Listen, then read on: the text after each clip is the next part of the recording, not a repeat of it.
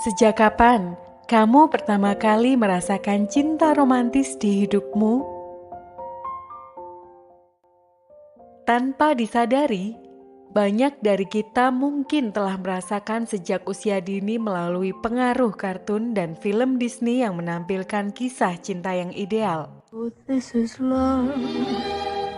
So this is love. Pesan yang sering diulang adalah setelah menemukan pasangan yang spesial, kehidupan akan menjadi sempurna tanpa masalah atau penderitaan. Pandangan ini telah meresap ke dalam pikiran kita sejak kecil, membuat kita percaya bahwa keutuhan kita tergantung pada menemukan pasangan.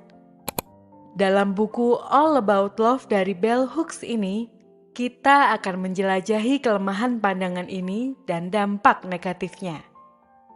Kita akan belajar bagaimana membangun konsep cinta yang lebih sehat dan menerapkan praktik dating dan pengembangan diri yang positif. Singkatnya, kita akan memahami esensi sebenarnya dari cinta. Bab 1. Bagaimana kamu mendefinisikan cinta? Pernahkah kamu ditanya hal ini? Atau bahkan kamu pernah memikirkannya sendiri? Banyak orang tertarik untuk tahu bagaimana orang lain mendefinisikan cinta. Beberapa peneliti bahkan melibatkan anak-anak sekolah dasar dalam survei untuk menjelaskan apa arti cinta bagi mereka.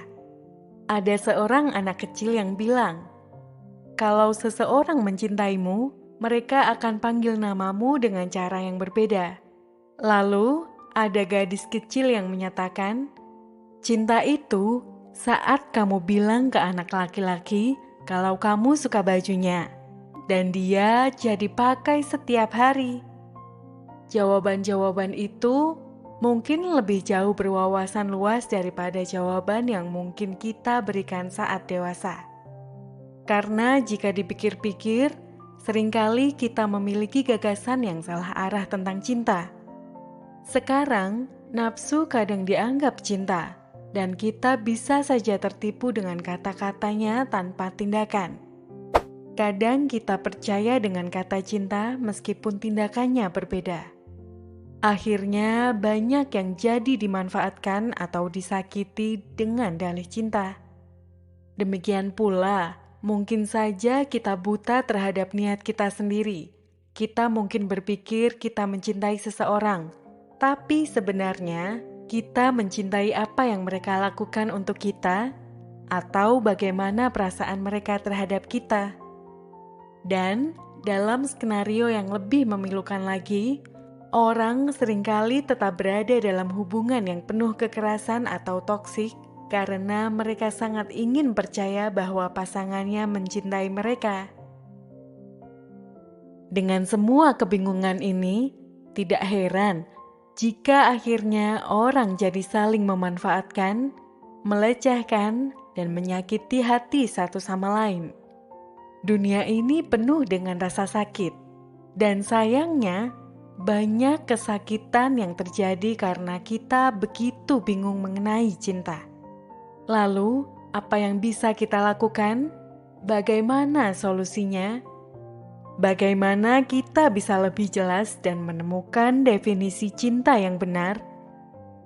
Sang penulis Bell Hooks menyarankan bahwa kita perlu mengubah perspektif kita. Jangan hanya melihat cinta sebagai perasaan. Sebaliknya, kita harus meminjam pepatah lama klasik yang menyatakan, cinta adalah kata kerja, dan menganggap cinta sebagai tindakan yang konsisten berkelanjutan, bukan perasaan yang datang dan pergi. Dengan begitu, kita akan mencintai orang lain secara berbeda dan mengubah definisi kita tentang bagaimana rasanya ketika seseorang mencintai kita. Bab 2. Budaya kita mendorong ketidakjujuran sehingga menyulitkan kita untuk merasakan cinta. Kamu pernah menggunakan aplikasi kencan seperti Tinder atau Bumble? Jika iya, Mungkin kamu berusaha keras memilih cara untuk memperlihatkan diri kepada dunia. Misalnya, kamu mungkin memilih foto yang seksi atau menarik dengan harapan calon pasangan berkata, "Wow, aku ingin berkencan dengannya." Kamu juga mungkin memperlihatkan daftar pencapaian, bakat, atau hobi agar terlihat pintar, lucu, atau menarik. Dan tentu saja, kamu tidak akan memilih selfie bangun tidur dengan dandanan kusut belum mandi, kan? Begitu juga, mungkin kamu tidak akan menuliskan di biografi, "Saya tidak punya hobi dan minat, dan masih tinggal dengan orang tua." Meskipun ini kenyataan, kamu mungkin tidak bakal mengatakannya. Jadi, apakah hal itu berarti kamu berbohong? Jawabannya, ya dan tidak. Apakah kamu mencoba menunjukkan dirimu sebagai versi terbaik dan paling menarik? Tentu saja. Apakah itu hal buruk? Belum tentu. Semua orang ingin menunjukkan yang terbaik dan ingin dilihat baik oleh orang lain, meskipun mungkin tidak selalu berperilaku baik. Di permukaan, hal ini tidak terlalu buruk, tetapi akan menjadi masalah jika kamu menyesatkan seseorang dengan menampilkan versi diri yang sempurna atau bahkan memasang foto yang berbeda dengan versi aslimu. Bahkan, jika kalian bertemu di kencan pertama, mereka pasti langsung menyadarinya bahwa kamu berbeda dari versi fotomu. Sang penulis Bell Hooks mengamati hal ini sebagai masalah, dan itu terjadi terus-menerus. Bahkan sudah menjadi hal yang biasa hingga dinormalisasi. Normalisasi kebohongan juga menimbulkan isu gender. Dalam masyarakat patriarki, laki-laki diberi kekuasaan lebih besar dibandingkan perempuan dan diharapkan menjadi dominan. Dominasi ini memberi mereka kemampuan untuk melawan aturan dan norma, tanpa memperdulikan konsekuensinya yang pada gilirannya mendorong mereka untuk berbohong. Laki-laki seringkali berbohong dalam upaya menyembunyikan perasaannya menggunakan nama cinta untuk tujuan seksual, atau menghindari konfrontasi dan tanggung jawab. Demikian pula, patriarki juga menyebabkan perempuan berbohong. Alih-alih menggunakan ketidakjujuran untuk mendapatkan kekuasaan, perempuan berbohong demi dicintai atau mendapatkan apa yang mereka inginkan dari laki-laki. Bayangkan, seberapa sering perempuan didorong untuk mengubah penampilan agar dianggap menarik, atau bagaimana beberapa wanita membodohi diri sendiri atau berpura-pura lebih lemah dari yang sebenarnya karena mereka percaya bahwa menjadi pintar atau mandiri akan mengintimidasi calon pasangannya. Bagi kedua gender ini, kebohongan membuat sulit untuk dipercaya. Dan ketika tidak ada kepercayaan, sulit untuk membentuk hubungan nyata yang memungkinkan cinta tumbuh subur. Budaya kita sering membuat cinta sulit dirasakan dengan mendorong keserakahan dan menekankan pada harta benda. Media juga mempengaruhi pandangan kita, mendorong konsumsi dan kepuasan instan. Keserakahan ini merusak hubungan, membuat kita memperlakukan orang seperti objek dan cepat beralih jika tidak memenuhi keinginan kita. Berita baiknya, kita bisa mengubah cara kita memandang kehidupan dan hubungan. Alihkan fokus dari keinginan terus-menerus untuk mendapatkan lebih banyak dan praktikkan kasih sayang dengan berbagi hal-hal positif yang kamu miliki dan peduli pada orang di sekitar kita. Dengan begitu, cinta yang memerlukan waktu dan komitmen bisa tumbuh dan berkembang. Bab 3. Cinta pada diri sendiri dan spiritualitas adalah dasar untuk mencintai orang lain dan dunia. Kamu pasti sering mendengar bahwa kita harus mencintai diri sendiri sebelum mencintai orang lain. Ini adalah hal yang benar dan membuka jalan bagi hubungan yang positif, tapi bukan hal yang mudah. Kita harus berusaha untuk mempelajarinya. Langkah pertama untuk mencintai diri sendiri adalah mengakui perasaan negatif terhadap diri sendiri dan mencari tahu sumbernya, mengenali bagaimana hal itu muncul. Seperti pengalaman masa kecil, yang mungkin di mana kamu memiliki orang tua yang selalu menghakimi atau kamu selalu memandang negatif tubuhmu sendiri. Setelah itu, kamu bisa lawan dengan kasih sayang dan perhatian pada diri sendiri. Mencintai diri sendiri saja tidak cukup untuk hubungan yang positif. Kamu juga perlu belajar memberikan perhatian dan kasih sayang kepada orang lain. Salah satu cara untuk melakukan hal ini adalah dengan merangkul spiritualitas. Meskipun terkait dengan agama, spiritualitas mengajarkan tentang koneksi kita dan energi yang lebih besar dari diri kita.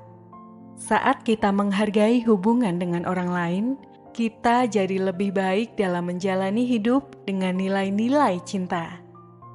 Artinya, kita fokus untuk bertemu dan berhubungan dengan setiap orang, serta berani menghubungkan nilai-nilai kita dengan tindakan kita. Bab 4. Bergaul dengan komunitas, baik dalam keluarga maupun persahabatan, mengajarkan kita cara mencintai. Jika diminta menyebutkan anggota keluarga, banyak orang lebih fokus pada keluarga inti seperti orang tua dan saudara. Hal ini karena masyarakat cenderung menekankan pada keluarga inti dan mengabaikan keluarga besar seperti kakek, nenek, bibi, dan sejenisnya yang membentuk komunitas tempat kita dilahirkan. Melibatkan keluarga besar kita, termasuk kerabat jauh, dapat memberikan kita dukungan emosional dan kasih sayang. Meskipun tidak semua orang beruntung dengan keluarga besar yang baik, persahabatan yang baik juga bisa menjadi komunitas yang mengajarkan kita tentang cinta di luar rumah keluarga kita. Mereka dapat mengajarkan kita bagaimana menghormati satu sama lain dan mengatasi masalah.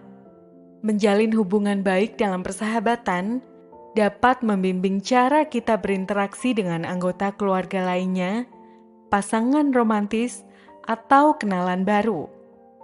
Meskipun mungkin ada pertengkaran, pembelajaran cara mengatasi dan kembali ke tempat penuh perhatian dapat membentuk hubungan yang lebih baik. Bab 5. Inti dari cinta adalah pertumbuhan timbal balik melalui berbagi, komunikasi, dan kejujuran. Bayangkan kita sedang minum kopi dengan seorang teman dan mulai membicarakan hubungan. Saat kita tanya apa yang diinginkan teman dari pasangan, mereka menjelaskan bagaimana mereka ingin diperlakukan dan apa yang diharapkan dari pasangan mereka.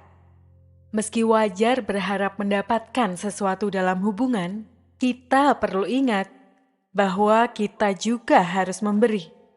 Menerima waktu, perhatian, kasih sayang, dan perhatian dari pasangan juga penting. Ketika keduanya saling memberi dengan tulus, hubungan tumbuh dan berkembang. Sayangnya, di masyarakat sekarang ini, konsep peran gender dapat menghambat pertumbuhan bersama dalam hubungan.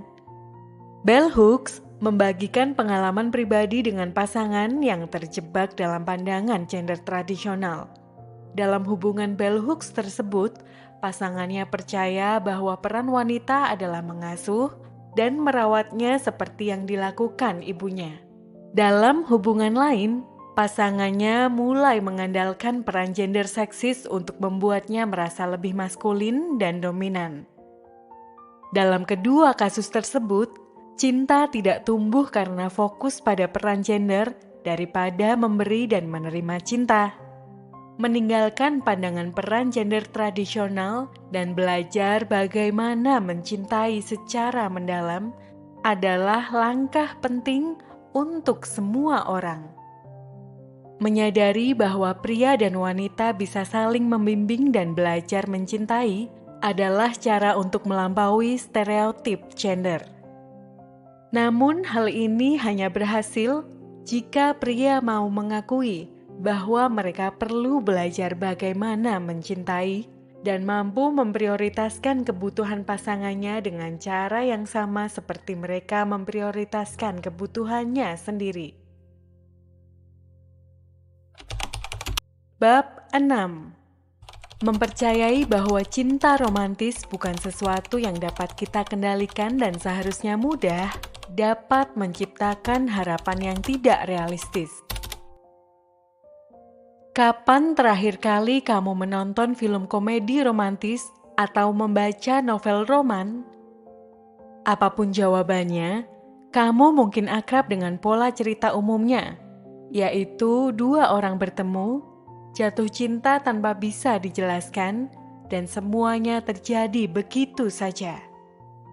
Keyakinan bahwa kita tidak bisa mengendalikan siapa yang kita cintai tidak hanya terdapat dalam film dan buku romantis. Banyak orang juga mengharapkan hubungan romantis mereka berjalan begitu saja. Namun, menerima kurangnya kontrol ini tidak berarti kita tidak bisa memilih untuk jatuh cinta dengan sengaja.